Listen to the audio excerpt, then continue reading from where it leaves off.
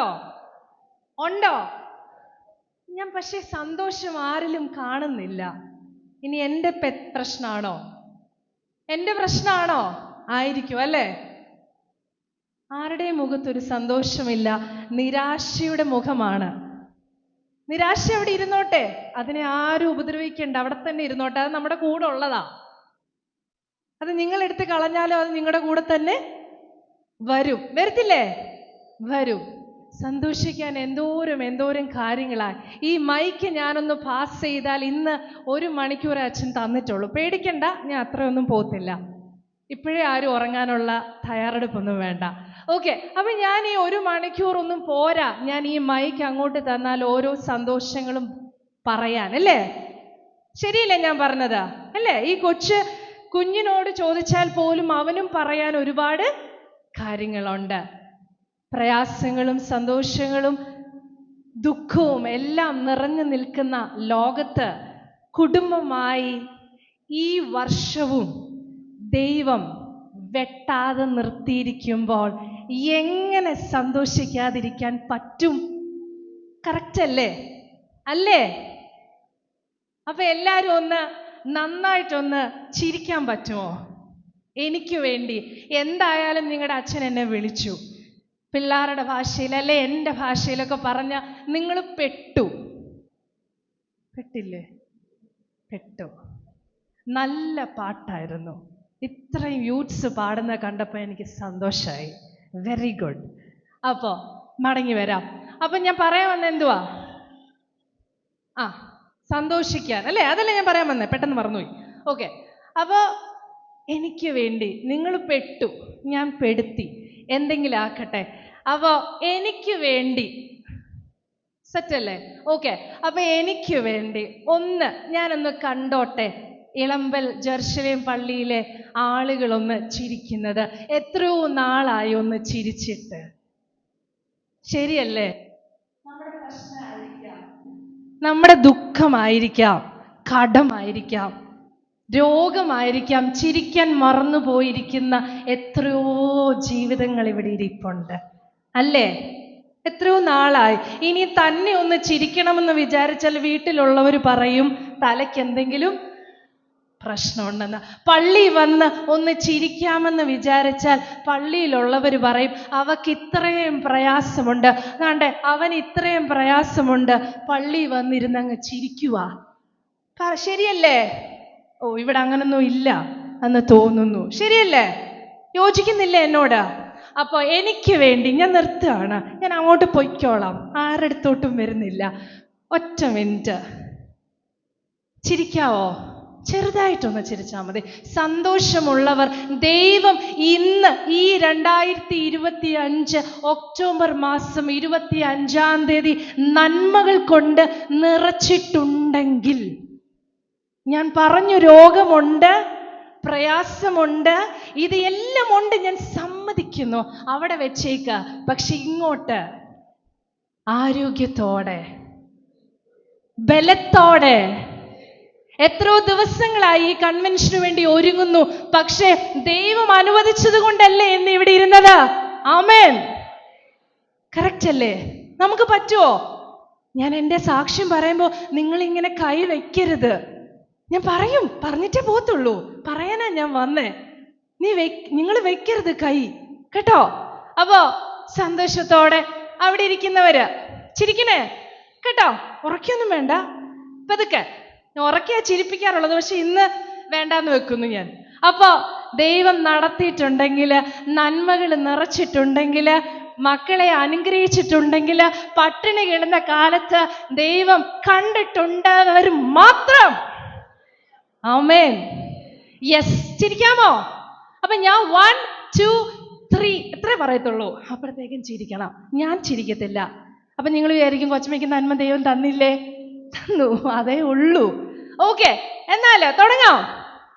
1, എന്നെ പറ്റിക്കല്ലേ. 2, എന്നെ ചതിക്കല്ലേ. പറയാൻ പോവാണേ. 3, അയ്യോ ഞാൻ കേൾക്കുന്നില്ല. Thank you. മതി, ഇത്ര മതി, ഇച്ചിരി ഒന്ന് മതി. ഇവിടെ ഒന്ന് അനങ്ങിയാ മതി. അവിടെ ഇരുന്നപ്പോ എനിക്ക് അങ്ങ് വീർപ്പുട്ടു. എന്നെ കണ്ടിട്ട് ചിരിക്കാത്ത?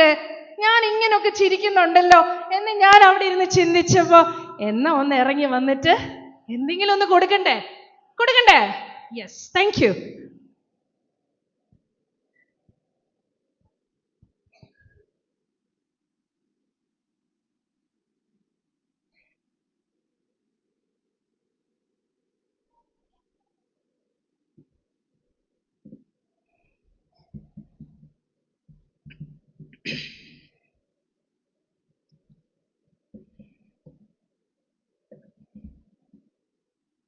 ദൈവനാമത്തിന് മഹത്വം ഉണ്ടായിരിക്കട്ടെ.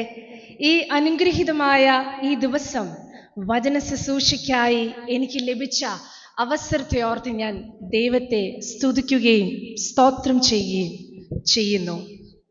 ഇപ്രകാരം എനിക്ക് ദേവാലയത്തിലേക്ക് വരുവാൻ ഒരവസരം ഒരുക്കി തന്ന ഈ ഇടവകയുടെ വികാരി അച്ഛനോടും ഓഫീസ് ബെറോസിനോടുമുള്ള നന്ദിയും സ്നേഹവും ഞാൻ ആദ്യം തന്നെ അറിയിക്കട്ടെ. എനിക്ക് തോന്നുന്നു സോണിയച്ചൻ ശുശ്രൂഷ ചെയ്ത സമയത്തായിരിക്കും എൻ്റെ ഹസ്ബൻഡ് അച്ഛൻ ലിജോ അച്ഛൻ ഇവിടെ വന്ന് വചനം ശുശ്രൂഷിച്ചിട്ടുണ്ട് എന്ന് ഞാൻ കരുതുകയാണ്. ശരിയാണ്, അന്നൊരു വലിയ മഴയാണ്, ഭയങ്കര മഴയാണ്.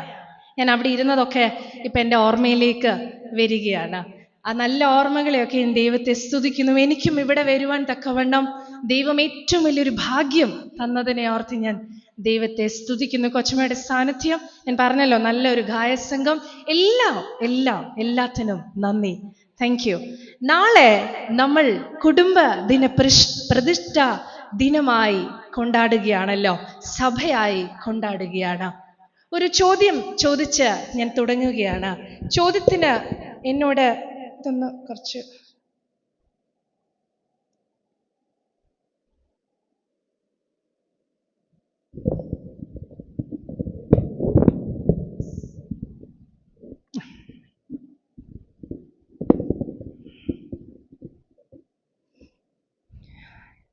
ഒരു ചോദ്യം ചോദിച്ച് ഞാൻ തുടങ്ങുകയാണ്. എപ്രകാരമുണ്ട് നമ്മുടെ കുടുംബജീവിതം? നമ്മൾ വളർന്നതും നമ്മളെ വളർത്തിയതും ഇന്ന് നമ്മൾ വളർത്തുന്നതും നമ്മൾ ഇപ്പോൾ കൊണ്ടുപോകുന്ന കുടുംബജീവിതങ്ങളും നിങ്ങൾക്കൊന്ന് വിലയിരുത്താൻ പറ്റുമോ? നിങ്ങളെ വളർത്തിയ മാതാപിതാക്കൾ, അന്നുണ്ടായിരുന്ന കുടുംബജീവിതം, പക്ഷെ ഇന്ന് നിങ്ങൾ കൊണ്ടുപോകുന്ന, നിങ്ങൾ നയിക്കുന്ന കുടുംബജീവിതം, നിങ്ങളുടെ കുഞ്ഞുങ്ങൾ, നിങ്ങളുടെ പേരൻറ്റിങ്, ഇതൊക്കെ നിങ്ങൾക്ക് ഒന്ന് ചിന്തിക്കാൻ സാധിക്കുമോ? ഞാൻ ആഗ്രഹിക്കുന്നത് ഈ വചന ശുശ്രൂഷയ്ക്ക് ശേഷം മടങ്ങിപ്പോകുമ്പോൾ ഇതിൻ്റെ ഉത്തരമായിട്ട് പോകണം.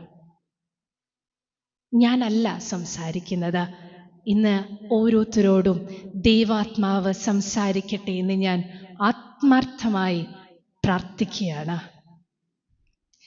നാളെ ഞാൻ പറഞ്ഞില്ലേ, കുടുംബദിനമായി ആചരിക്കുമ്പോൾ കുടുംബം എന്ന സങ്കല്പം തന്നെ ഇല്ലാതെയാകുന്ന ഒരു കാലത്ത് നാം ഇന്ന് ചിന്തിക്കാൻ ആഗ്രഹിക്കുന്നത് കുടുംബത്തെക്കുറിച്ചാണ്.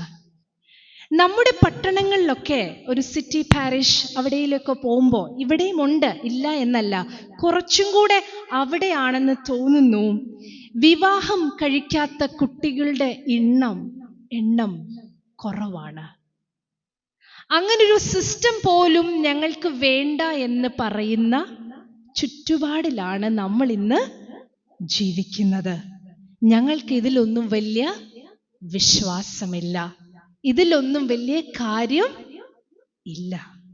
വിവാഹം കഴിച്ചവരാകട്ടെ കുടുംബജീവിതത്തിൽ പരാജയപ്പെടുന്നവരുടെ എണ്ണം നിരന്തരം കൂടുകയാണ്. വിവാഹമോചനം ഒരു സ്വാഭാവികതയായി, ഒരു നോർമലായി മാറുന്നുണ്ട്.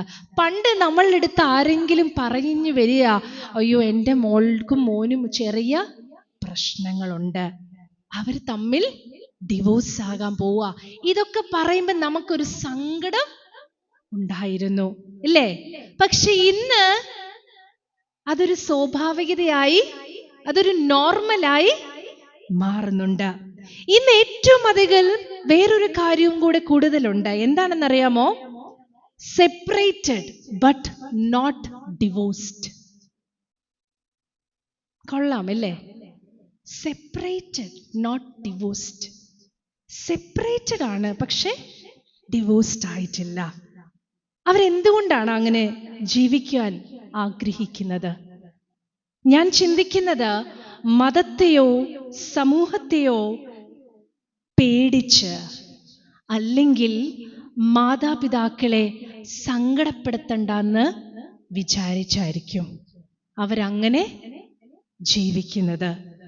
ഒരു കൂരയ്ക്കുള്ളില് രണ്ടായിട്ട് ജീവിക്കുക, പുറത്തിറങ്ങുമ്പോൾ ഒന്നാണ്. പല കാരണങ്ങളായിരിക്കാം, പക്ഷെ അത് ഇന്ന് ഒരുപാട് വർദ്ധിച്ചു വരികയാണ്. ലിവിങ് ടുഗെദർ ആയിട്ടും ഞാനിപ്പോൾ പറഞ്ഞ പോലെ സെപ്പറേറ്റഡ് ആണ്, പക്ഷെ ഡിവോഴ്സ്ഡ് അല്ല. ഫേസ്ബുക്കിലും ഇൻസ്റ്റഗ്രാമിലും വാട്സപ്പിലും ഒക്കെ ചിരിച്ചുകൊണ്ട് നിൽക്കുന്ന കുടുംബ ചിത്രങ്ങൾക്ക് പിന്നിൽ യഥാർത്ഥ കുടുംബ ജീവിതങ്ങളുണ്ട്. അലങ്കാരങ്ങളോ ചമയങ്ങളോ ഇല്ലാത്ത പച്ചയായ ജീവിതം. അവിടെ നാം എങ്ങനെ ആയിരിക്കുന്നു എന്നതാണ് വളരെ പ്രധാനപ്പെട്ട കാര്യം. കുടുംബത്തിന് ക്ലാരെ എന്ന് പറയുന്ന ഒരു മനുഷ്യൻ, ഒരു വലിയ മനുഷ്യൻ ഇപ്രകാരം പറയുന്നുണ്ട്: family is A system of relationship existing between parents and children's. ഈ നിർവചനത്തിൽ, ഇപ്പം ഞാൻ പറഞ്ഞ ഈ നിർവചനത്തിൽ ഏറ്റവും സ്ട്രെസ്ഡ് ആയിട്ട് ഞാൻ പറഞ്ഞത് റിലേഷൻഷിപ്പ്, ബന്ധങ്ങൾ. അതുകൊണ്ട് കുടുംബത്തിന്റെ നിലനിൽപ്പിന് ഏറ്റവും ആവശ്യമായിട്ടുള്ളത് ബന്ധങ്ങളാണ്. ബന്ധങ്ങൾ നിലനിൽക്കണമെങ്കിൽ എന്ത് നമ്മൾക്ക് വേണം? യഥാർത്ഥ വൈകാരികത, ഒരു റിയൽ ഇമോഷൻസ് നമുക്കുണ്ടായിരിക്കണം. യഥാർത്ഥ വൈകാരികത. ഇന്ന് നമുക്ക് എപ്രകാരമാണ് നമ്മുടെ വൈകാരികതകളൊക്കെ, നമ്മുടെ ഇമോഷൻസ് ഒക്കെ എപ്രകാരമാണ്? പിണക്കവും പരിഭവവും സങ്കടവും സന്തോഷവും പ്രാർത്ഥനകളും നിറഞ്ഞു നിന്ന ഒരു കുടുംബത്തിൻ്റെ കഥയാണ്. ആ കുടുംബം മുൻപോട്ട് വയ്ക്കുന്ന നല്ല മാതൃകകളാണ് ഇന്നത്തെ നമ്മുടെ ചിന്തയ്ക്കായി ഞാൻ പറയാൻ ആഗ്രഹിക്കുന്നത്. ഇന്നത്തെ നമ്മുടെ ചിന്തയ്ക്കായി അല്പനേരത്തെ ധ്യാനത്തിനായി ഞാൻ എടുത്തിരിക്കുന്ന വേദഭാഗം ശമൂവേലിന്റെ 1-ാം പുസ്തകം 1-ാം അധ്യായം 1 മുതൽ 15 വരെയുള്ള വാക്യങ്ങളാണ്. 8-ാമത്തെ വാക്യം ഒരാൾക്ക് ഉറക്കെ വായിക്കാം.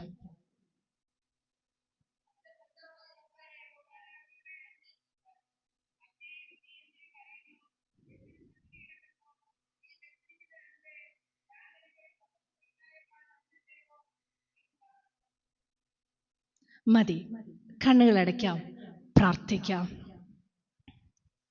ആരും അലസരായിട്ടിരിക്കരുത്. ഇന്ന് പരിശുദ്ധാത്മാവ് നമ്മളോട് സംസാരിക്കാനുള്ള സമയമാണ്. നമ്മൾ എപ്പോഴും അങ്ങോട്ടാണ് പറയുന്നത്, എന്നാൽ ഇന്ന് ഈ രാത്രി നമ്മളോട് സംസാരിക്കാൻ നമ്മളൊരു സ്പേസ് ഒരുക്കി കൊടുക്കണം. എൻ്റെ കുടുംബജീവിതത്തിൽ എന്തെങ്കിലും പാളിച്ചകൾ പറ്റിയിട്ടുണ്ടോ? എൻ്റെ സ്വന്തം ജീവിതത്തിൽ എന്തെങ്കിലും പാളിച്ചകൾ പറ്റിയിട്ടുണ്ടോ? ഞാൻ എങ്ങനെയാണ് എൻ്റെ കുടുംബത്തിൽ, എങ്ങനെയാണ് എൻ്റെ ദേവാലയത്തിൽ, എങ്ങനെയാണ് സമൂഹത്തിലും സഭയിലുമൊക്കെ എനിക്ക് എന്തെങ്കിലും തെറ്റുകൾ സംഭവിച്ചിട്ടുണ്ടോ? എൻ്റെ കുടുംബ ബന്ധത്തിലൊക്കെ ഇത് നിങ്ങൾ ദൈവത്തോട് ചോദിക്കണം. മടങ്ങിപ്പോകുമ്പോൾ അതിനുത്തരമായിട്ട് പോകണം. സ്തോത്രം കർത്താവേ, നല്ല ദിവസത്തിൻ്റെ ഈ രാത്രി ഞങ്ങൾക്ക് തന്ന കൃപയ്ക്കായി സ്തുതിക്കുന്നു. എൻ്റെ കർത്താപ്പച്ചൻ അനുവദിച്ചതുകൊണ്ട് മാത്രമാണ് ഞങ്ങൾ ഇന്നിവിടെ ആയിരിക്കുന്നത്. ഞങ്ങളുടെ മിടുക്കോ ഞങ്ങളുടെ സാമർഥ്യമോ ഞങ്ങളുടെ വിദ്യാഭ്യാസമോ ഒന്നും ഞങ്ങൾ നേടിയതല്ല കർത്താവേ. എൻ്റെ കർത്താവ് തന്നതാണെന്ന് പൂർണ്ണമായിട്ട് ഞങ്ങൾ വിശ്വസിക്കുന്നു. നന്ദിയല്ലാതെ ജീവിതത്തിൽ ഞങ്ങൾക്കൊന്നും പറയാനില്ല. പുകഴ്ച പറയാൻ ഞങ്ങളുടെ കയ്യിൽ ഒന്നുമില്ല കർത്താവേ. നിഗളിക്കുവാൻ ഞങ്ങളുടെ കയ്യിൽ ഒന്നുമില്ല കർത്താവേ. പ്രാർത്ഥിക്കാൻ ഞങ്ങളെ പഠിപ്പിക്കണമേ.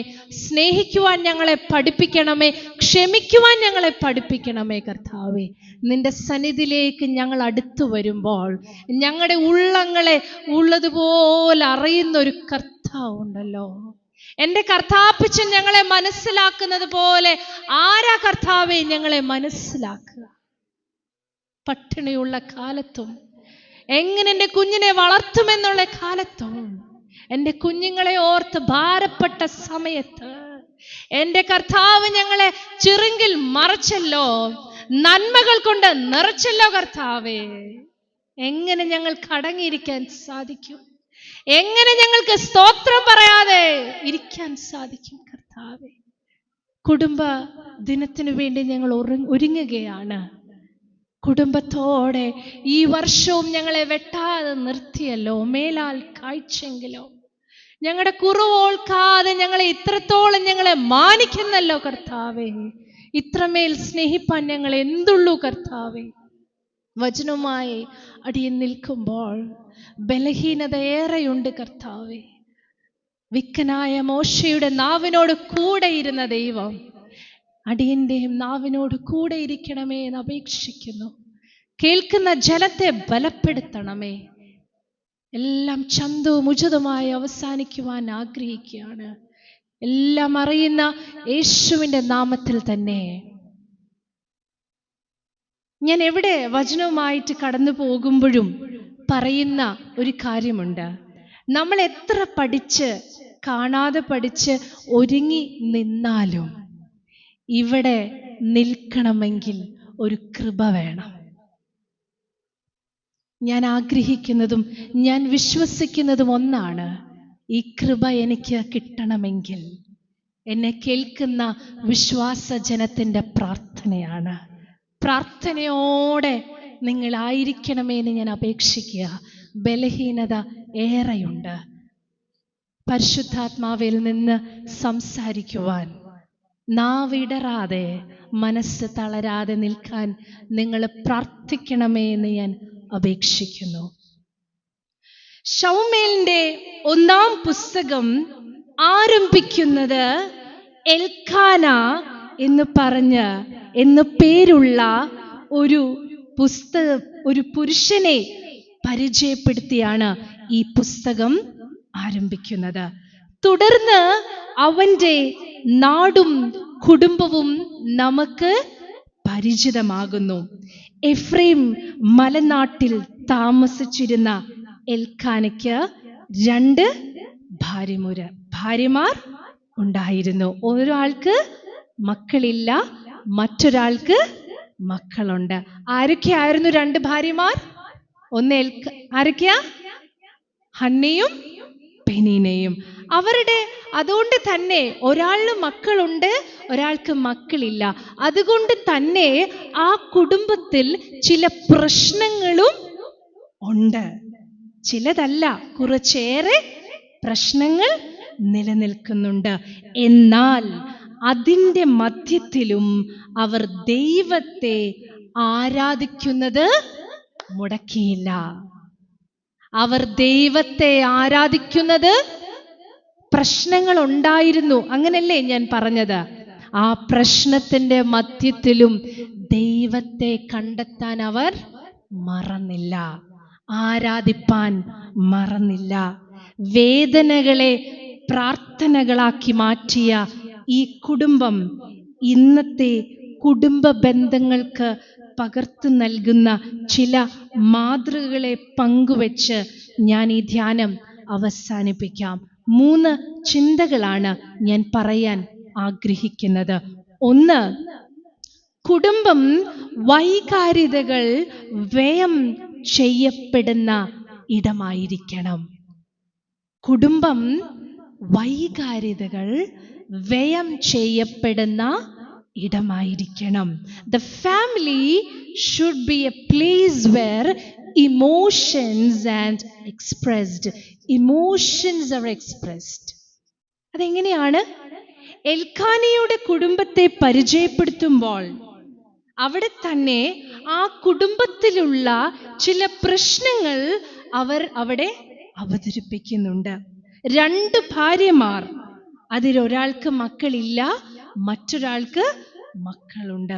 മക്കൾ ഉള്ള പെനീന മക്കളില്ലാത്ത ഹന്നയെ ഒരുപാട് സങ്കടപ്പെടുത്തുന്നുണ്ട്.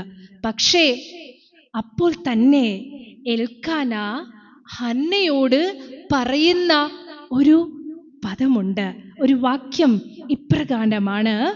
ഒരു ചോദിക്കുന്ന ചോദ്യമുണ്ട്, ഞാൻ നിനക്ക് 10 പുത്രന്മാരെക്കാൾ നന്നല്ലയോ എന്ന്. സങ്കടവും സന്തോഷവും പരിഭവവും ആശ്വാസവും എല്ലാം നിറഞ്ഞു നിന്ന ഒരു കുടുംബം, ആ കുടുംബം എങ്ങനെയാണ് മാറുന്നത്?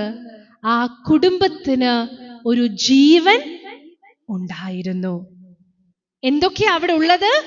സന്തോഷവും സങ്കടവും പരിഭവവും എല്ലാം ആശ്വാസവും ഒക്കെ നിറഞ്ഞു നിൽക്കുമ്പോഴും ആ വീടിന് ഒരു ജീവൻ ഉണ്ടായിരുന്നു.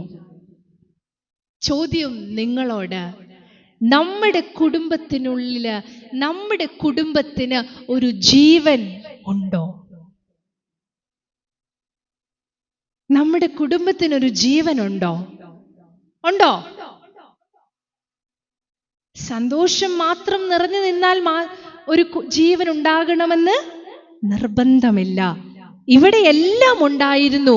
അതുകൊണ്ടാണ് അവിടെ പറയുന്നത് ആ കുടുംബത്തിനൊരു ജീവനുണ്ട് എന്ന്. പക്ഷെ ഇന്ന് നമ്മുടെ കുടുംബങ്ങൾക്ക് ഒരു ജീവൻ നഷ്ടപ്പെട്ടുകൊണ്ടിരിക്കുകയാണ്. ആ കാലത്താണ് നാം ഇന്ന് ജീവിക്കുന്നത്. എന്നാൽ ഇന്ന് നമ്മുടെ ഇടയിലൊക്കെ ഒരു നിർവചനമായിട്ടാണ് പല കുടുംബങ്ങളും നിറഞ്ഞു നിൽക്കുന്നത്. പലപ്പോഴും സിമിത്തേരികളായിട്ടൊക്കെ മാറുന്നുണ്ടോ എന്നൊരു സംശയം. നമ്മൾ നന്നായത് കൊണ്ടാണോ? പരസ്പരം സംസാരിക്കാനോ കേൾക്കാനോ നമുക്ക് സമയമില്ല. പണ്ട് വീടുകളിലുള്ളില് അടിയും വഴക്കും, അമ്മായിമ്മയായിട്ട് മരുമോളായിട്ട് ഒക്കെ ഒരു വഴക്ക് ഉണ്ടായിരുന്നു. പക്ഷേ നമ്മൾ നന്നായത് കൊണ്ടാണോ ഇതൊന്നും ഇല്ലാതെ പോയത്? നമ്മളെല്ലാരും നന്നായോ? അതുകൊണ്ടാണോ വീടിനൊരു ജീവൻ നഷ്ടപ്പെട്ടുകൊണ്ടിരിക്കുന്നത്? സംസാരിക്കാൻ സമയമില്ല. 24 മണിക്കൂറിനുള്ളിൽ 1 മണിക്കൂറെങ്കിലും കൂടുതലായിട്ട് കിട്ടിയിരുന്നെങ്കിൽ സന്തോഷം എന്ന് വിചാരിച്ച് ജീവിക്കുന്നവരാണ് ഞാനും നിങ്ങളും. ഒന്നിനും സമയമില്ല, തിരക്കാ.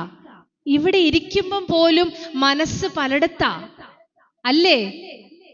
വീട്ടിൽ ഇരിക്കുന്നവർക്ക് ഭക്ഷണം കൊടുക്കണം, വീടടച്ചോ, പല പല ചിന്തകളാണ് മനസ്സിലൂടെ കടന്നു പോകുന്നത്. നാളെ പള്ളിയിൽ വരണം, സമയത്ത് കൊച്ചമ്മ പ്രസംഗം നിർത്തുമോ? ഇതൊക്കെയാണ് നമ്മുടെ പ്രശ്നങ്ങള്. അപ്പൊ എങ്ങനെയാ നമ്മുടെ കൂടുള്ളവരെ ഒന്ന് മനസ്സിലാക്കാനും സംസാരിക്കാനും ഒക്കെ നമുക്ക് സമയം കിട്ടുന്നത്? അതാണ് ഞാൻ ചോദിച്ചത്, നമ്മുടെ വീടിനുള്ളിൽ ഒരു ജീവനുണ്ടോ? ഇവിടെ നാം കാണുന്ന ഒരു പ്രധാനപ്പെട്ട പ്രശ്നം പരസ്പരം അറിയാതെ പോകുന്നു. അതാണ് ഞാൻ ഒന്നാമത് പറയാൻ ആഗ്രഹിക്കുന്നത്. പരസ്പരം അറിയാതെ പോകുന്നു. കുഞ്ഞുങ്ങളെ മാതാപിതാക്കൾ വേണ്ടതുപോലെ അറിയുന്നില്ല. കുഞ്ഞുങ്ങൾ മാതാപിതാക്കളെയും വേണ്ടതുപോലെ അറിയുന്നില്ല. എങ്ങനെയാ അറിയാൻ സാധിക്കുക? പണ്ടൊക്കെ ഒരുപാട് ആളുകൾ സംസാരിക്കുമായിരുന്നു അല്ലേ? നമ്മൾ പറയും ഫാമിലി ടൈം എന്നൊക്കെ പറയും. പക്ഷെ ഇന്ന് അതിനൊന്നും നമുക്ക് പറ്റുന്നില്ല. ഭാര്യയും ഭർത്താവും ജോലിക്ക് പോകുന്നു, മക്കൾ പല സമയത്ത് ട്യൂഷനും സ്കൂളിൽ നിന്നൊക്കെ വരുന്നു. ഭാര്യ ഡ്യൂട്ടിക്ക് പോകുമ്പോൾ ഭർത്താവ് ഉറങ്ങും, ഭർത്താവ് ഡ്യൂട്ടിക്ക് പോകുമ്പോൾ ഭാര്യ ഉറങ്ങും അല്ലേ? എങ്ങനെയാ അറിയാൻ പറ്റുക? അറിയുന്നുണ്ടോ? എന്നും ഒരേപോലെ പോകുന്നു. അതിനൊരു മാറ്റവും വരുന്നില്ല. മാറ്റം വരുത്താൻ നമ്മൾ ട്രൈ പോലും ചെയ്യുന്നില്ല. രൂത്തിന്റെ പുസ്തകം 1-ാം അധ്യായം 16-ാം വാക്യത്തിൽ രൂത്ത് തന്റെ അമ്മായിയമ്മയായ നവോമിയോട് പറയുന്നു, നിന്നെ വിട്ടു പിരിയുവാനും നിന്റെ കൂടെ വരാതെ മടങ്ങിപ്പോകുവാനും എന്നോട് പറയരുത്. നീ പോകുന്നിടത്ത് ഞാനും പോരും, നീ പാർക്കുന്നിടത്ത് ഞാനും പാർക്കും. നിന്റെ ജനം എൻ്റെ ജനം, നിന്റെ ദൈവം എൻ്റെ ദൈവം. ഇവിടെ ഞാൻ പറയാൻ ആഗ്രഹിച്ചത്, തൻ്റെ അമ്മായിമ്മയായ കൂടെ വരണ്ട എന്ന് രൂത്തിനോട് പറയുമ്പോഴും രൂത്ത് എന്തുകൊണ്ടാണ് അമ്മായിമ്മയുടെ കൂടെ പോകുവാൻ തയ്യാറായത്? വാക്കുകൾക്കപ്പുറത്തേക്ക് ഒരു ഹൃദയ വായന ഉണ്ടായിരുന്നു. ആമേൻ. വാക്കുകൾക്കപ്പുറത്തേക്ക് ഒരു ഹൃദയ വായന രൂത്തിന് തന്റെ അമ്മായിയമ്മയോട് ഉള്ളത് കൊണ്ടാണ് മടങ്ങിപ്പോകാഞ്ഞത്. ഒരു ഹൃദയ വായന നമ്മൾ കൊണ്ടോ നമ്മുടെ കൂടെയുള്ള ആളിനോട്? നമ്മുടെ കുഞ്ഞുങ്ങളുടെ മനസ്സ് അറിയാൻ നമ്മൾ ശ്രമിച്ചിട്ടുണ്ടോ? എന്താണ് പ്രശ്നം? എന്നും പള്ളിയിൽ വരുന്ന ഒരാള് ഇന്ന് വന്നില്ല എങ്കിൽ അവന് എന്താണ് സംഭവിച്ചത്? അവന്റെ കുടുംബത്തില് എന്തെങ്കിലും പ്രശ്നമുണ്ടോ? ഇങ്ങനെയൊക്കെ ഒന്ന് അറിയാൻ നമ്മൾ ഒരുങ്ങിയിട്ടുണ്ടോ? എല്ലാ വർഷവും സഭയായി ആചരിക്കുന്നുണ്ട്. എല്ലാ വർഷവും 3 ദിവസം 4 ദിവസം കൺവെൻഷനുകൾ ക്രമീകരിക്കുന്നുണ്ട്. പക്ഷേ അറിയുന്നത് പോലെ വേറൊരാളെ, എൻ്റെ സഹോദരനെ, എൻ്റെ കുടുംബത്തിലുള്ളവനെ അറിയാൻ ശ്രമിച്ചിട്ടുണ്ടോ?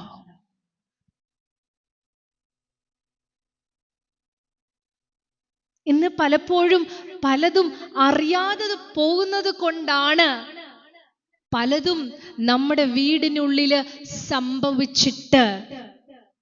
സംഭവിച്ചിട്ട് രാവിലെ എൻ്റെ കുഞ്ഞെന്താണ് കതവ് തുറക്കാത്തതെന്ന് നോക്കിയിട്ട് മാതാപിതാക്കൾ പോകുന്നത്. രാത്രിയിൽ ആ കുഞ്ഞൊന്ന് സംസാരിക്കാൻ വന്നായിരുന്നു, ചെവി കോർത്ത് നിങ്ങൾ ഇരുന്നോ? നിങ്ങൾ പറഞ്ഞു ഇപ്പൊ പോയി കിടക്ക്, ഞാൻ പിന്നെ കേട്ടോളാം. അറിയാതെ പോകുകയാണ് പലതും. നമ്മൾ ഹൃദയവായന നഷ്ടപ്പെടുകയാണ്. ഒരു ഹൃദയവായന നമുക്കുണ്ടാകണം. വാക്കുകൾക്കപ്പുറത്തേക്ക് ഹൃദയം വായിക്കുവാൻ സാധിക്കണം. അറിവിൻ്റെ പാരസ്പര്യം ഒരു അനിവാര്യതയാണ്. പെനിനിയും ഏലി പുരോഹിതനും ഹന്നയെ അത്ര കണ്ടങ്ങോട്ട് മനസ്സിലാക്കിയില്ല. പക്ഷേ എൽക്കാനയും ദൈവവും ഹന്നയെ മനസ്സിലാക്കി. ഈ രാത്രിയിൽ ദൈവത്തിൻ്റെ ആത്മാവ് നിങ്ങളോടും പറയാൻ ആഗ്രഹിക്കുന്നത് ഇതുപോലെയാ. ആരും മനസ്സിലാക്കിയില്ലെങ്കിലും നമ്മളെ മനസ്സിലാക്കുന്ന ഒരു ദൈവം ജീവിക്കുന്നു. ആമേൻ. ആര് നമ്മളുടെ ഹൃദയം വായിച്ചില്ലെങ്കിലും മനസ്സിലാക്കുന്ന ഒരു കർത്താവ് ഇന്ന് ജീവിക്കുന്നുണ്ട്. മനസ്സിലാക്കുക എന്ന പദത്തെ അതേ രൂപത്തിൽ ഇംഗ്ലീഷിൽ പരിഭാഷ ചെയ്താൽ in heart or in mind എന്ന് പറയാം. അങ്ങനെയാണെങ്കിൽ ഒരു കുടുംബത്തിൽ ഒരാൾ മറ്റൊരാളിൻ്റെ മനസ്സിലുണ്ടാകണം. ഒരാൾ ഒരു കുടുംബത്തിൽ മറ്റൊരാളിൻ്റെ മനസ്സിൽ ഉണ്ടാകണം. അത് ഇച്ചിരി പാടാ അല്ലേ? അത് കുറച്ച് പാടാണ്. ഐ നോ ഹിം എന്ന് പറയുന്നതും ഐ നോ എബൌട്ട് ഹിം എന്ന് പറയുന്നതും രണ്ടും രണ്ടാണോ? ഒരാളെ കുറിച്ച് അറിയാമെന്ന് പറയുന്നതും ഒരാളെ അറിയാമെന്ന് പറയുന്നതും രണ്ടും വ്യത്യാസമില്ലേ? ഉണ്ട് അല്ലേ? ഐ നോ എബൌട്ട്, എനിക്ക് സച്ചിൻ ടെണ്ടുൽക്കറിനെ അറിയാം, പക്ഷേ വികാര വിചാരങ്ങൾ അറിയാൻ പറ്റുമോ? ഒരു ഭാഗ്യമായ അറിവ് മാത്രമേ ഉള്ളൂ.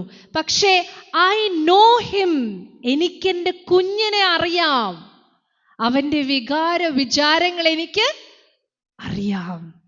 അതാണ് നമുക്ക് വേണ്ടത്.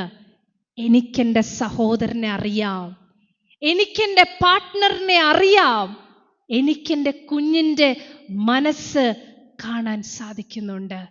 അവൾ എന്താണ് ഇന്ന് സ്കൂളിൽ നിന്ന് വന്നപ്പോൾ ഒരു ഗ്ലൂമിയ, ഒരു അത്ര മൂടൊന്നും ഇല്ലാതെ വന്നത്? എൻ്റെ ഭർത്താവ് എന്താണ് ജോലിയിൽ എന്തെങ്കിലും പ്രശ്നമായിട്ടാണോ വന്നത്? എൻ്റെ ഭാര്യയ്ക്ക് എന്താണ് സംഭവിച്ചത്? ഇത് ചോദിക്കാൻ നമുക്ക് സാധിക്കണം. എക്സ്പ്രസ് ചെയ്യണം നമ്മുടെ ഇമോഷൻസ്. അറിയാതെ പോകരുത്, അറിയാൻ സാധിക്കണം. പണ്ട് പട്ടിണിയുള്ള കാലത്ത് നമ്മുടെ വീട്ടിലൊക്കെ 1 2 കുഞ്ഞുങ്ങളൊന്നും അല്ല അല്ലേ, ഒത്തിരിയേറെ കുഞ്ഞുങ്ങളും ഭാര്യയും ഭർത്താവും ഒക്കെ. അപ്പോൾ ഭർത്താവിനും കുഞ്ഞുങ്ങൾക്കുമൊക്കെ ഭക്ഷണമൊക്കെ രാവിലത്തെ കൊടുത്തു കഴിഞ്ഞിട്ട് പലപ്പോഴും നമ്മുടെ അമ്മമാര് പട്ടിണി കിടക്കുകയായിരിക്കും. പക്ഷേ അഭിമാനിയായ നമ്മുടെ അമ്മമാർ ആരോടെങ്കിലും പറയുവോ ഭക്ഷണം കഴിച്ചില്ല എന്ന്? പറയത്തില്ല. എന്നാൽ മുറ്റം തൂക്കാൻ പുറത്തിറങ്ങുമ്പോൾ അപ്പുറത്ത് നിന്നൊരു ശബ്ദം, കൂട്ടുകാരിയാ എന്തേലും കഴിച്ചോ? കഴിച്ചു, ഞാൻ വയറ് നിറച്ച്. അഭിമാനിയല്ലേ, പറയുവോ കഴിച്ചില്ല എന്ന്? വയറ് നിറച്ച് കഴിച്ചു എന്ന് പറയും. വയറ് നിറച്ച് കഴിച്ചു എന്ന് പറഞ്ഞ ഉത്തരമായിട്ട് അപ്പുറത്തെ വീട്ടിലെ അമ്മച്ചി കയറിയിട്ട് അവിടെ ഉള്ള ഭക്ഷണമായിട്ട് ഇപ്പുറത്തേക്ക് വരും.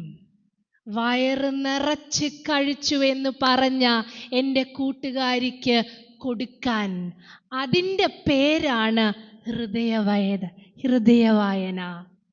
അവൾ കഴിച്ചു എന്ന് പറഞ്ഞാലും അവൾ കഴിച്ചില്ല എന്ന് മനസ്സിലാക്കുവാൻ നമുക്ക് സാധിക്കണം. ആമേൻ. മനസ്സിലാക്കുവാൻ സാധിക്കണം, അറിയുവാൻ സാധിക്കണം. എൻ്റെ കൂട്ടുകാരൻ്റെ വിഷമം എന്താണ്, എൻ്റെ അപ്പയുടെ സങ്കടം എന്താണ്, എൻ്റെ അമ്മയുടെ പ്രശ്നം എന്താണ് ചോദിക്കണം. എന്താണ് എൻ്റെ അമ്മ ഇത്രയും കരയുന്നത്? വീട്ടിൽ എന്തെങ്കിലും സംഭവമുണ്ടോ? കുഞ്ഞുങ്ങളുടെ മുഖമൊന്ന് വാടിയാൽ ചോദിക്കണം. അവർക്കും അവരുടേതായ ഒരുപാട് പ്രശ്നങ്ങളുണ്ട്. മാതാപിതാക്കളും അവരെയും ശ്രദ്ധിക്കണം. പരസ്പരം അറിയാൻ സാധിക്കണം, പരസ്പരം മനസ്സിലാക്കുവാൻ സാധിക്കണം. ഇങ്ങനെ നമ്മളെ മനസ്സിലാക്കുന്ന ഒരാളുണ്ട്, അത് കർത്താവാണ്. ആമേൻ. നമ്മളെ മനസ്സിലാക്കുന്ന ഒരു കർത്താവ് ഇന്നും ജീവിക്കുന്നുണ്ട്. ആമേൻ. വിശുദ്ധ യോഹന്നാൻ എഴുതിയ സുവിശേഷം 10-ാം അധ്യായത്തിൽ 14-ാം വാക്യത്തിൽ യേശു പറയുന്നു, ഞാൻ നല്ല ഇടയൻ, പിതാവ് എന്നെ അറിയുകയും ഞാൻ പിതാവിനെ അറിയുകയും ചെയ്യുന്നത് പോലെ ഞാൻ എനിക്കുള്ളവയെ അറിയുകയും എനിക്കുള്ളവ എന്നെയും അറിയുന്നു. എത്ര മനോഹരമായ ഒരു വാക്യമാണ് അല്ലേ? ഇടയൻ ആടിനെ അറിയുന്നത് കൊണ്ടാണ് കാണാതെ പോയ ആടിനെ തേടിപ്പോകുന്ന ഒരിടയൻ. നമുക്ക് തോന്നും എന്തിനാ ഒന്നിനു വേണ്ടിയിട്ട് പോകുന്നെന്ന്, ഒരുപാടുണ്ടല്ലോ. പക്ഷേ ഒന്നിനെ തേടിപ്പോകുന്ന ഒരു കർത്താവാണ് ഇന്നുള്ളത്. അതുകൊണ്ടാണ് നമ്മൾ ഇന്നിവിടെ ആയിരിക്കുന്നത്. തെറ്റിപ്പോയതാ നമ്മള്, കുറവുകൾ ഏറെയുണ്ട്. പക്ഷേ കുറവുകളോട് തന്നെ സ്നേഹിക്കുന്ന ഒരു പിതാവ് നമുക്കുണ്ട്. നമ്മളെ ഈ കർത്താവ് മനസ്സിലാക്കുന്നത് പോലെ ആരാ മനസ്സിലാക്കുന്നത്?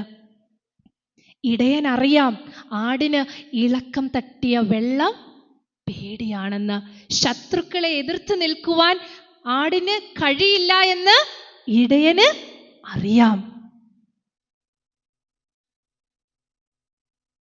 ഇടയൻ സ്നേഹിക്കുന്നത് പോലെ നമുക്കും മറ്റുള്ളവരെ, നമുക്ക് പുറത്തുള്ളവനെ ഒന്ന് അറിയാൻ സാധിക്കണം. ഞാൻ ആദ്യം പറഞ്ഞില്ലേ, വൈകാരികതകൾ. ഇന്ന് നമ്മൾക്ക് എപ്രകാരമുള്ള ഒരു വൈകാരികതയാണ് നമ്മൾക്കുള്ളത്? ഞാൻ പലയിടത്ത് പോയാലും പറയും, വൈകാരികതകൾ ഇന്ന് ഞാൻ പറയും 3 തലത്തിലാണ്. ഒന്ന്, ഒരു ലാക്ക് ഓഫ് ഇമോഷൻസ്, ഒരു നിഷ്ക്രിയത്വം, പ്രത്യേകിച്ചൊന്നും ചെയ്യുന്നില്ല. നമ്മൾ അങ്ങനെ പറയത്തില്ലേ ചില മനുഷ്യരെ നോക്കുമ്പോൾ, അല്ലേ, എന്താ ഇയാളൊന്നും പ്രതികരിക്കാത്തത്? ഞാനൊന്ന് നന്നായി സാരി ഉടുത്തു വരുമ്പോൾ നല്ലതാന്നൊന്ന് പറയാത്ത എന്താ? ഭർത്താവും ചിന്തിക്കും, ഇവളെന്താ ഞാൻ ഇന്ന് ഓഫീസിൽ എനിക്കൊരു ഗ്രേഡ് കൂടുതൽ കിട്ടിയപ്പോൾ എന്നെ ഒന്ന് അപ്രീസിയേറ്റ് ചെയ്യാത്തത്?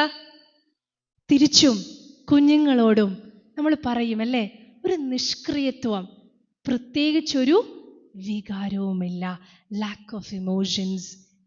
രണ്ടാമത്തെ ഇമോഷൻ, ഇത് നമ്മളിരിക്കുന്ന ഭൂരിഭാഗം ആളുകളിലുമുണ്ട്. എന്താ? Mushroom emotions. എന്താണ് മഷ്റൂമിന്റെ പ്രത്യേകത? എന്താണ്? അയ്യോ, കൂണ്. എന്താണ് അതിന്റെ പ്രത്യേകത? പെട്ടെന്നുണ്ടാകുകയും, യെസ്, ഇതാണ് നമ്മൾ പലർക്കുമുള്ള ഒരു ഇമോഷൻസ്. പെട്ടെന്നുണ്ടാകുകയും പെട്ടെന്നില്ലാതാകുകയും ചെയ്യുന്ന ഒരു ഇമോഷൻസ്. പെട്ടെന്നാണ് നമുക്ക് കരയാൻ തോന്നുന്നത്, പെട്ടെന്ന് അതങ്ങ് ഇല്ലാതാകുകയും ചെയ്യുക. മരണം ഒക്കെ സംഭവിക്കുമ്പോൾ എത്ര നാൾ നമുക്കത് കൂടെ കൊണ്ടുപോകാൻ പറ്റും, അല്ലേ? പിന്നെയും ബാക്ക് ടു ലൈഫിലേക്ക് വരിക. നമ്മുടെ റിലേഷനൊക്കെ നമുക്ക് എത്രമാത്രം കൊണ്ടുപോകുവാൻ സാധിക്കുന്നുണ്ട്? നമുക്ക് ഒരുപാട് ബന്ധങ്ങളുണ്ട്, പക്ഷേ അതിനെ ഏത് വിധത്തിലാണ് നമ്മൾ കൈകാര്യം ചെയ്യുന്നത്? We have more connections but less relations. അല്ലേ? ശരിയല്ലേ? ഇന്ന് നമുക്ക് ഒരുപാട് ബന്ധങ്ങളാ. എവിടെ നോക്കിയാലും നമ്മൾ ആരുടെയും നമ്പർ അങ്ങ് മേടിച്ചങ്ങ് സേവ് ചെയ്യുക. പക്ഷെ ഞാൻ ചോദിക്കട്ടെ, എനിക്കൊരു പ്രശ്നം വരുമ്പോ, ആരോടും പറയാൻ പറ്റാത്തൊരു സങ്കടം വരുമ്പോ, ഒരു രോഗം വരുമ്പോ, 10 രൂപ കടം ചോദിക്കണമെങ്കിൽ എത്ര നേരം ഒന്ന് വെയിറ്റ് ചെയ്യും ഇതിനകത്തുനിന്ന് ആരെങ്കിലും ഒന്ന് തെരഞ്ഞെടുക്കാൻ? ഒരുപാട് കണക്ഷൻസാ, പക്ഷേ റിലേഷൻഷിപ്പ് കുറവാ. സ്നേഹിക്കുവാൻ എളുപ്പമാ, സ്നേഹിക്കപ്പെടുവാൻ പ്രയാസമാ. അറിയാതെ പോകരുത്. നമുക്ക് ആവശ്യമായിട്ടുള്ള മൂന്നാമത്തെ ഒരു വൈകാരികതയാണ് റിയൽ ഇമോഷൻസ്. അതാണ് നമ്മൾക്ക് വേണ്ടത്. മറ്റുള്ളവരെ കരുതുവാൻ, സ്നേഹിക്കുവാൻ, ആർക്കെങ്കിലുമൊക്കെ നമ്മുടെ ജീവിതം കൊണ്ട് പ്രയോജനമായി മാറുവാൻ. നമ്മുടെ കുടുംബജീവിതങ്ങൾ അനുഗ്രഹമാകുന്നത് പരസ്പരം അറിയാൻ സാധിക്കുമ്പോഴാണ്, മനസ്സിലാക്കുവാൻ സാധിക്കുമ്പോഴാണ്. ഞാൻ ഒന്നാമത് പറയാൻ ആഗ്രഹിച്ചത്, വൈകാരികതകൾ വ്യയം ചെയ്യപ്പെടുന്ന ഇടമാകണം. ഒരു റിയൽ ഇമോഷൻസ് നമുക്കുണ്ടായിരിക്കണം. അറിയാൻ സാധിക്കണം, മനസ്സിലാക്കുവാൻ സാധിക്കണം. ഞാൻ മുൻപോട്ട് പോകട്ടെ. രണ്ടാമത്തെ എൻ്റെ ചിന്ത, കുടുംബം സമത്വത്തിനപ്പുറത്ത് സമവായം കണ്ടെത്തുന്ന ഇടമാകണം. സമത്വത്തിനപ്പുറത്ത് സമവായം കണ്ടെത്തുന്ന ഇടമാകണം. The family should be a place where concern is found beyond and equality. എൽക്കാനയുടെ കുടുംബം ഒന്ന് നമ്മൾ ശ്രദ്ധിച്ചാൽ, അവിടെ നമുക്ക് ഒരു സമത്വമല്ല, അസമത്വം, ഇൻഇക്വാലിറ്റി നമുക്ക് കാണാൻ സാധിക്കും. 1 ശമൂവേൽ 1-ാം അധ്യായം അതിൻ്റെ 4-ാമത്തെ വാക്യത്തിൽ ഇപ്രകാരം പറയുന്നു, ഹന്നയ്ക്കോ അവൻ ഹന്നയെ സ്നേഹിക്കൊണ്ട് ഇരട്ടി ഓഹരി കൊടുക്കുമെന്ന് എഴുതിയിരിക്കുകയാണ്. അവിടെ നമുക്കൊരു അസമത്വം ഫീൽ ചെയ്യാം. 2 ഭാര്യമാരുള്ളവർക്ക് 1 ഭാര്യയ്ക്ക് ഇരട്ടി കൊടുക്കുന്നു. എന്താണ്? നമ്മുടെ ഭവനത്തിൽ 2 കുഞ്ഞുങ്ങളുണ്ടെന്ന് വിചാരിക്കുക. ഒരു കുഞ്ഞിന് എന്തെങ്കിലും നമ്മൾ പറയും 2 കുഞ്ഞുങ്ങളെയും ഒരുപോലെ സ്നേഹിക്കണം, പാഷ്വാലിറ്റി ഒന്നും പാടില്ല എന്നൊക്കെ നമ്മൾ പറയും. പക്ഷേ ഒരു കുഞ്ഞിന് ഒരു ബലഹീനത ഉണ്ടെങ്കിൽ അമ്മ ആരെ കൂടുതൽ കരുതും? ആരെ കരുതും? ബലഹീനത ഉള്ള ആളിനെ കരുതും. ബിയോണ്ട് ദ ജസ്റ്റിസ്, നിയമത്തിനപ്പുറത്തേക്ക് നമുക്ക് സഞ്ചരിക്കുവാൻ സാധിക്കണം. പലതും നമുക്ക് അസമത്വമായിട്ട് തോന്നാം, എന്നാൽ ചിലതൊക്കെ നമുക്ക് സമത്വമായി മാറണം, ഇക്വാലിറ്റിയായി മാറണം. ബലഹീനതയെ താങ്ങുന്നൊരു ദൈവം ഇന്നുണ്ട്. അതുകൊണ്ടാണ് നമുക്ക് പല ബലഹീനതകളും ഉള്ളത് കൊണ്ടാണ് ദൈവം ഇങ്ങനെ ചിറങ്കിൽ നമ്മളെ മറച്ചിരിക്കുന്നത്. പെനീനയോടുള്ളതിനേക്കാളും ആരോടാണ് കൂടുതൽ എൽക്കാനയ്ക്ക് സ്നേഹം? കുറച്ചും കൂടെ എന്താണ്? ബലഹീനത ഉള്ളത് കൊണ്ടാണ് അല്ലേ? ഹന്നയ്ക്ക് ബലഹീനത ഉള്ളത് കൊണ്ടാണ്. ഹന്നയുടെ മനോവിഷമം എൽക്കാന മനസ്സിലാക്കുന്നു. സമത്വത്തിനപ്പുറത്ത് വേദനിക്കുന്നവരെ ചേർത്ത് നിൽക്കുന്ന ഒരു മനസ്സ്, അത് ക്രിസ്തുവിൻ്റെ മനസ്സാണ്. സമത്വത്തിനപ്പുറത്തേക്ക് ചേർത്ത് നിർത്തുന്ന ഒരു മനസ്സ്, അത് ക്രിസ്തുവിൻ്റെ മനസ്സാണ്. പല ബലഹീനതകളും നമ്മൾക്കുണ്ട്, പല പോരായ്മകളും നമ്മൾക്കുണ്ട്. പക്ഷേ നമ്മളെ ചേർത്ത് നിർത്തുന്ന കർത്താവിൻ്റെ മനസ്സ് നമുക്ക് തിരിച്ചറിയുവാൻ സാധിക്കണം. വിശുദ്ധ മത്തായി എഴുതിയ സുവിശേഷം 5-ാം അധ്യായം 4-ാം വാക്യത്തിൽ യേശു പറയുന്നു, ദുഃഖിക്കുന്നവൻ ഭാഗ്യവാന്മാർ, അവർക്ക് ആശ്വാസം ലഭിക്കും. ONV കുറുപ്പിൻ്റെ തൻ്റെ കവിതയിൽ ഇപ്രകാരം പറയുന്നു, വേദനിക്കലും വേദനിപ്പിക്കലും വേണമീ സ്നേഹബന്ധം ഊഴിയിൽ. വേദനിക്കണമെങ്കിലും ഒരാളെ വേദനിപ്പിക്കണമെങ്കിലും എന്തു വേണം? അവിടെ സ്നേഹം വേണം. സ്നേഹം അത് കുടുംബജീവിതത്തിൽ ഏറ്റവും പ്രധാനപ്പെട്ടതാണ്. അതൊരിക്കലും ചോർന്നു പോകരുത്. അത് ഓരോ ദിവസവും കൂടി വരണം. സ്നേഹിക്കണമെങ്കിലും വേദനിപ്പിക്കണമെങ്കിലും എല്ലാം നമുക്ക് ആവശ്യം സ്നേഹം. അതാണ് മുന്നിൽ നിൽക്കേണ്ടത്. ജീവിതത്തിൽ, ഇവരുടെയൊക്കെ ജീവിതത്തിൽ, ഈ എൽക്കാനയുടെയൊക്കെ ജീവിതത്തിൽ അവരുടെ വേദനകളിലും നൊമ്പരങ്ങളിലും ഒക്കെ അവർക്കൊരു സ്നേഹബന്ധം നമുക്ക് കാണാൻ സാധിക്കും. നമ്മളെ ഒരിക്കലും തളർത്തിക്കളയരുത്. വേദനിക്കുന്നവരെ താങ്ങുന്ന കരങ്ങളായി നമ്മൾ മാറണം. നമ്മൾ എല്ലാ വർഷവും കുടുംബദിനമൊക്കെ ആചരിക്കുമ്പോൾ നമ്മുടെ ബലഹീനതയെ ആരെങ്കിലും ഉണ്ടെങ്കിൽ അവരെ ഒന്ന് ചേർത്ത് പിടിക്കാനുള്ളൊരു മനസ്സ് നമുക്കുണ്ടാകണം. ബിയോണ്ട് ദ ജസ്റ്റിസ്, നിയമത്തിനും എല്ലാം അപ്പുറത്തേക്ക് ചിന്തിക്കുവാനും പ്രവർത്തിക്കുവാനും നമുക്ക് സാധിക്കണം. ഓരോ കുടുംബവും നീതിക്കും നിയമത്തിനും അപ്പുറത്തേക്ക് സഞ്ചരിക്കേണ്ടി വരും ചിലപ്പോഴൊക്കെ. ശരിയല്ലേ ഞാൻ പറഞ്ഞത്? നീതിക്കും നിയമത്തിനും ഒക്കെ അപ്പുറത്തേക്ക് സഞ്ചരിക്കേണ്ടി വരും. ഇവിടെ നമ്മളെ ഇന്ന് രാത്രിയിൽ ഓർമ്മിപ്പിക്കുന്നതും ഇത് തന്നെയാണ്. എൽക്കാനയുടെ കുടുംബം ഇന്ന് നമുക്കൊരു മാതൃകയാണ്. അതുപോലെ തന്നെയാണ് നവോമിയുടെ കുടുംബവും അത് തന്നെ പറയുന്നുണ്ട്. നവോമി 2 മരുമക്കളോടും പറയുന്നത് എന്താണ്? മടങ്ങി പോകാൻ. എന്നാൽ ഓർപ്പ് ചെയ്തത് നീതിയാണ്. കാരണം അമ്മായിയമ്മയെ അനുസരിച്ചു, അതൊരു നീതി തന്നെയാണ്.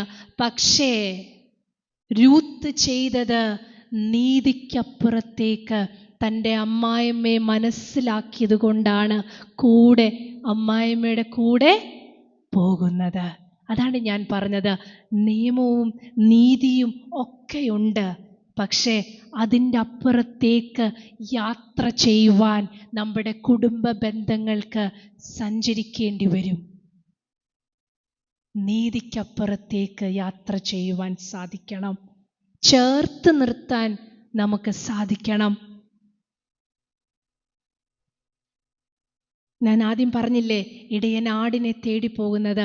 നമുക്ക് തോന്നും എന്തിനാണ്, പക്ഷേ യേശു കർത്താവ് അത് നീതിക്കപ്പുറത്തേക്ക് ഒരാൾക്ക് വേണ്ടിയാണ്, ഒരു ആടിനെ തേടിയാണ് യാത്ര നടത്തുന്നത്.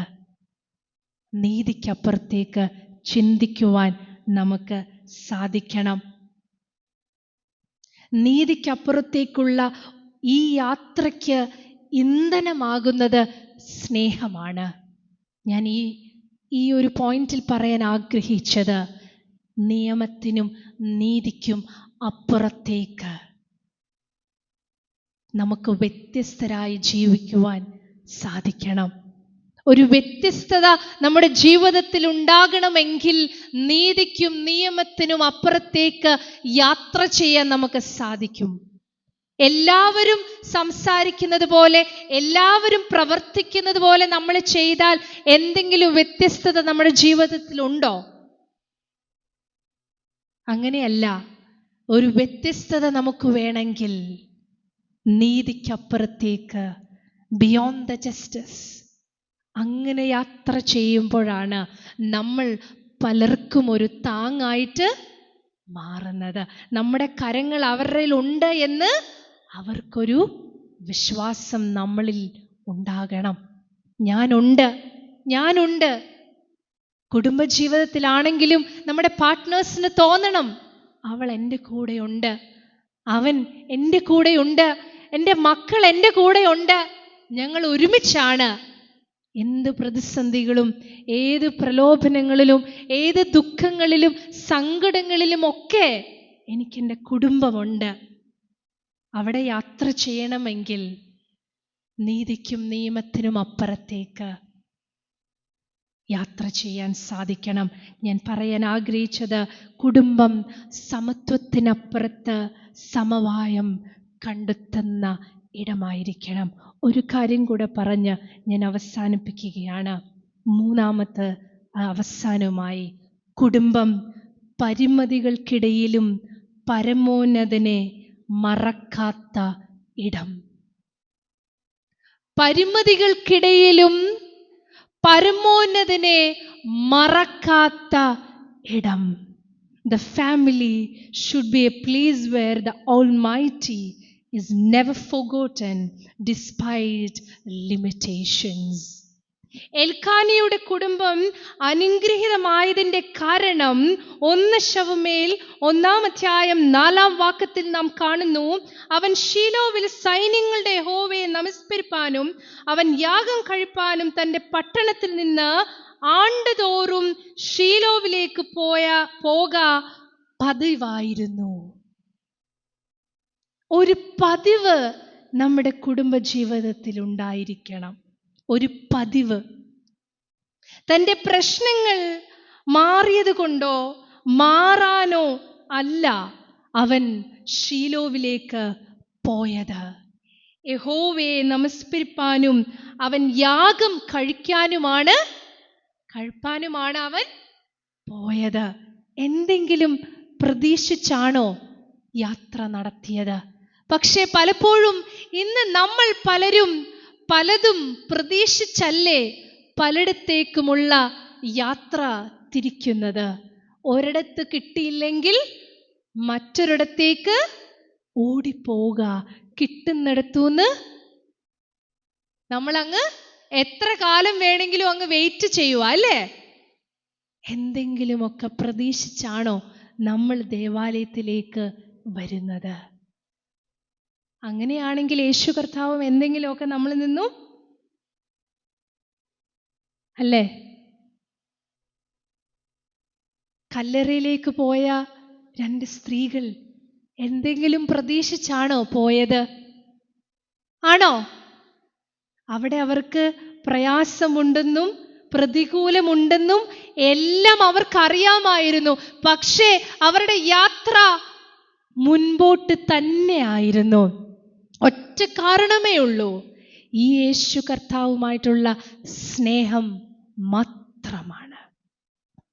ഒന്നും പ്രതീക്ഷിച്ചല്ല അവരുടെ യാത്ര. പലരും, ശിഷ്യന്മാരൊക്കെ പറഞ്ഞു ഞാൻ കൂടെ ഉണ്ടെന്നൊക്കെ പറഞ്ഞിട്ട് അവരെവിടെ ഇരിക്കുക? അവർ ഒളിച്ച് ഇരിക്കുക. പക്ഷേ ഈ രണ്ട് സ്ത്രീകൾ അവരുടെ യാത്ര മുൻപോട്ട് തന്നെ നയിക്കുന്നത് യേശു കർത്താവുമായിട്ടുള്ള ഒരു സ്നേഹം മാത്രമാണ്. അതാണ് ഞാൻ പറയുന്നത്, പരിമിതികൾക്കിടയിലും പരമോന്നതനെ മറക്കരുത്. പ്രതിസന്ധികളും പ്രതികൂലങ്ങളും പ്രലോഭനങ്ങളും ദുഃഖങ്ങളും രോഗങ്ങളും എന്ത് വന്നാലും ഇന്നൊരു തീരുമാനമെടുക്കണം. ഈ ദൈവം മതിയെന്ന് പറയുവാൻ നമുക്ക് സാധിക്കണം. എന്നെ നടത്തിയ ഒരു ദൈവമുണ്ട്, എന്നെ കരുതിയ ഒരു ദൈവമുണ്ട്, എന്നെ അറിഞ്ഞ ഒരു കർത്താവുണ്ട്. എങ്ങനെ മറക്കാൻ പറ്റും? തിരക്കുകൾ കാരണം ഞായറാഴ്ച പോലും ഒന്ന് ഉറങ്ങാൻ സമയമില്ല. അപ്പോഴെങ്കിലും ഒന്ന് ഉറങ്ങാമെന്ന് വിചാരിച്ച് നമ്മളാ ഇരിക്കുന്നത്. ട്യൂഷൻ കാരണം പിള്ളേരെ പോലും പള്ളിയിലൊന്നും കാണുന്നില്ല. പള്ളിയിൽ വന്നാൽ ഒന്നും കിട്ടുന്നില്ലല്ലോ. ട്യൂഷന് പോയാൽ അവർ പഠിക്കുകയെങ്കിലും ചെയ്യും. ഇങ്ങനെയാ നമ്മൾ ഇരിക്കുന്നത്. പക്ഷെ പരീക്ഷ വരുമ്പോൾ ഈ പള്ളിയിൽ പൊയ്ക്കോ, പോയി പ്രാർത്ഥിക്ക് എന്നാ പറയുന്നത്, അല്ലേ? പരീക്ഷയ്ക്ക് മുമ്പ് ട്യൂഷൻ സെന്ററിലും വിടണ്ട എന്നല്ല ഞാൻ പറഞ്ഞത്. പക്ഷേ ഈ ദൈവത്തെ മറന്ന് ജീവിക്കരുത്. പള്ളിയിൽ പോകാൻ മറന്നു പോകരുത്. ആരാധിപ്പാൻ മറന്നു പോകരുത്. ഒരു സമയത്ത് പള്ളിയിൽ പോലും പോകാൻ പറ്റാത്തൊരു കാലം നമുക്കുണ്ടായിരുന്നു, അല്ലേ? കൊറോണ കാലത്തൊക്കെ ഇല്ലേ? നമ്മൾ എത്രമാത്രം ആഗ്രഹിച്ചു. നമ്മുടെ ദേവാലയങ്ങളൊക്കെ അടച്ചു, ഇല്ലേ? നമ്മൾ എത്രയോ കൊതിച്ചു.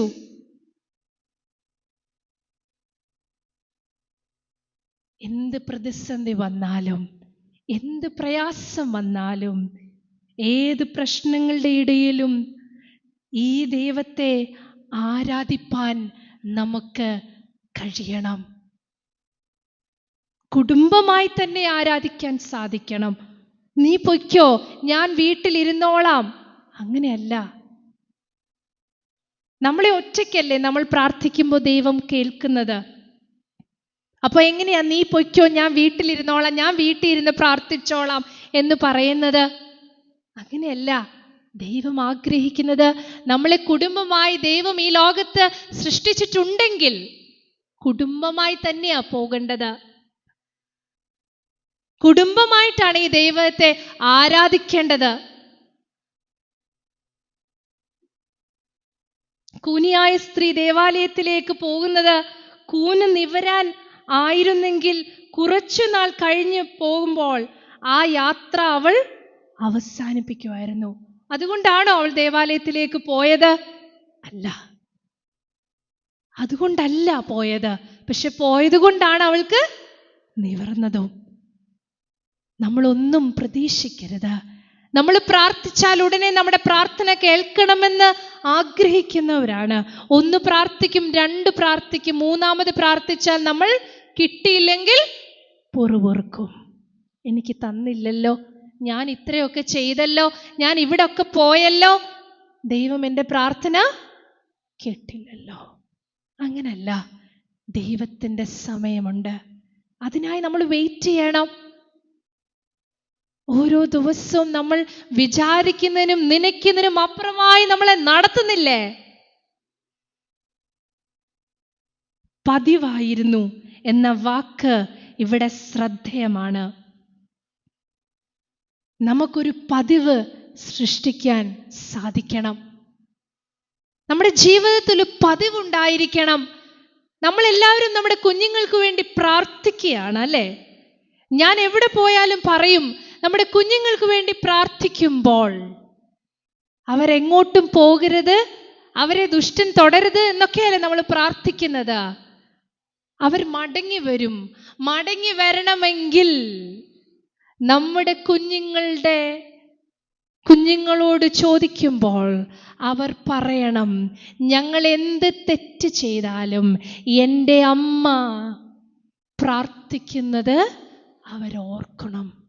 മുട്ടിൽമേ നിന്ന് പ്രാർത്ഥിക്കുന്ന എൻ്റെ അപ്പൻ്റെയും അമ്മയുടെയും ചിത്രം ആ കുഞ്ഞിൻ്റെ മനസ്സിലുണ്ടെങ്കിൽ യാതൊരു സംശയമില്ല, മടങ്ങി വരും. പക്ഷേ പറഞ്ഞാ പോരാ, ഒരു പതിവുണ്ടായിരിക്കണം. പ്രാർത്ഥിക്കുന്നത് നമ്മുടെ കുഞ്ഞുങ്ങൾ കാണണം. ഇന്ന് കുടുംബ പ്രാർത്ഥനയിൽ എവിടെയാണ് സമയമിരിക്കുന്നത്? പലരും പല സമയത്താണ് കയറി വരുന്നത്. പതിവുണ്ടോ നമുക്ക്? ശനിയാഴ്ച വൈകിട്ട് വേറെ ഒന്നും പഠിക്കണ്ട, സൺഡേ സ്കൂളിലെ പഠിക്കണം എന്ന് പറയുന്നത് ഒരു പതിവുണ്ടോ? ഞായറാഴ്ച ആരൊക്കെ കല്യാണത്തിന് വിളിച്ചാലും എവിടൊക്കെ എന്ത് പരിപാടി ഉണ്ടെങ്കിലും എനിക്കൊരു പതിവാണ് ഞാൻ ദേവാലയത്തിലേക്ക് പോകുന്നത് എന്ന് പറയാൻ നമുക്ക് സാധിക്കുന്നുണ്ടോ? ഒരു പതിവ് നമ്മുടെ ജീവിതത്തിൽ ഉണ്ടായിരിക്കണം. നമ്മുടെ കുഞ്ഞുങ്ങൾ അത് കണ്ട് പഠിക്കണം. എൽഖാനയുടെ കുടുംബം നമ്മുടെ മുമ്പിൽ വരച്ചു കാട്ടുന്ന ചില മാതൃകകൾ ഉണ്ടെന്ന് പറഞ്ഞത് ഇത് തന്നെയായിരുന്നു.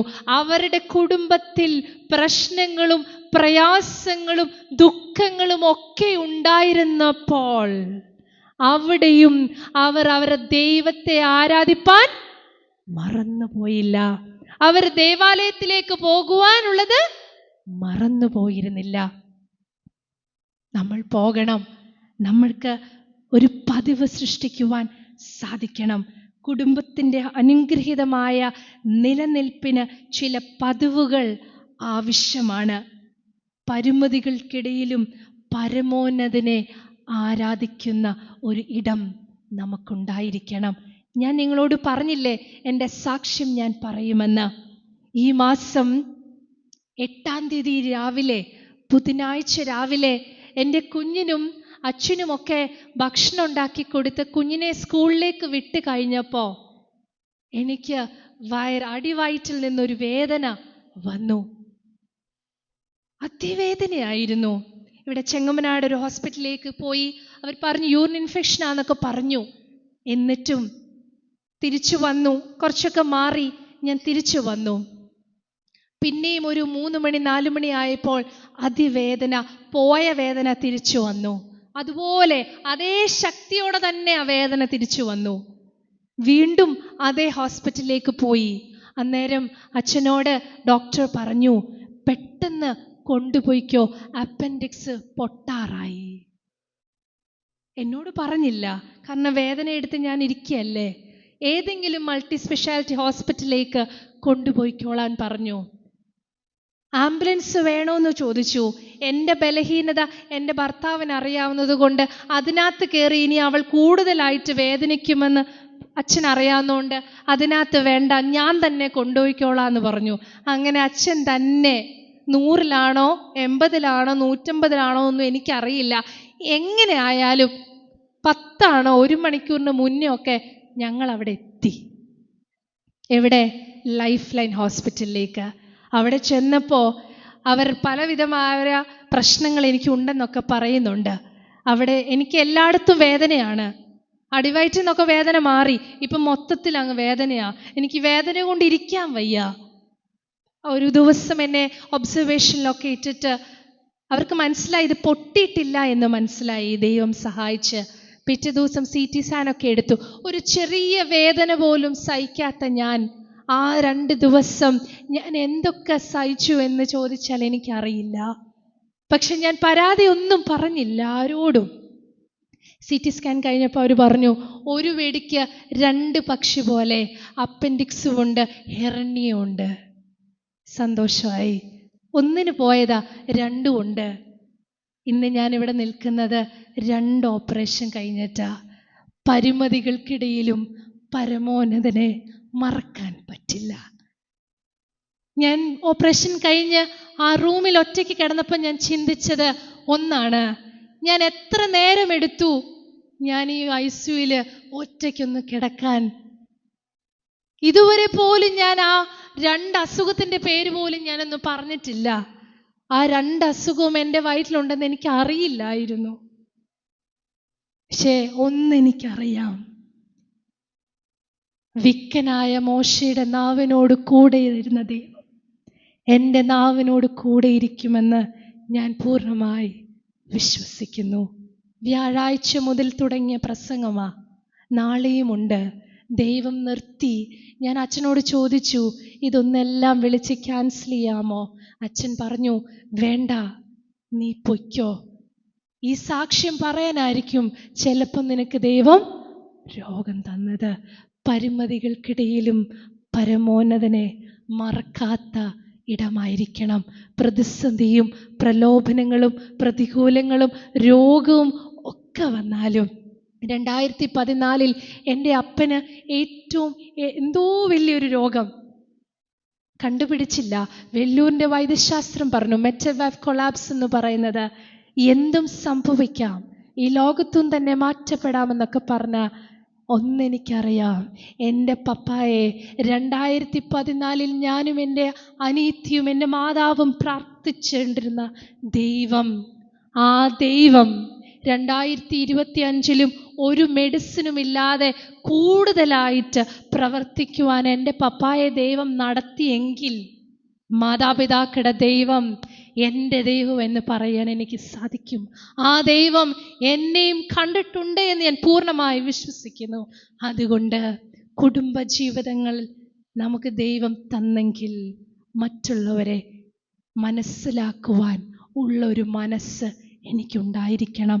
സമത്വത്തിനപ്പുറത്തേക്ക് മറ്റുള്ളവരെ അറിയാൻ നമുക്ക് കഴിയണം. വാക്കുകൾക്കപ്പുറത്തേക്ക് ഒരു ഹൃദയ വായന നമുക്കുണ്ടായിരിക്കണം. ഏത് പ്രതിസന്ധി വന്നാലും ഈ ദൈവം മതിയെന്ന് പറയുവാൻ നമ്മുടെ ഓരോരുത്തരുടെയും നാവുകളെ ബലപ്പെടുത്തണം.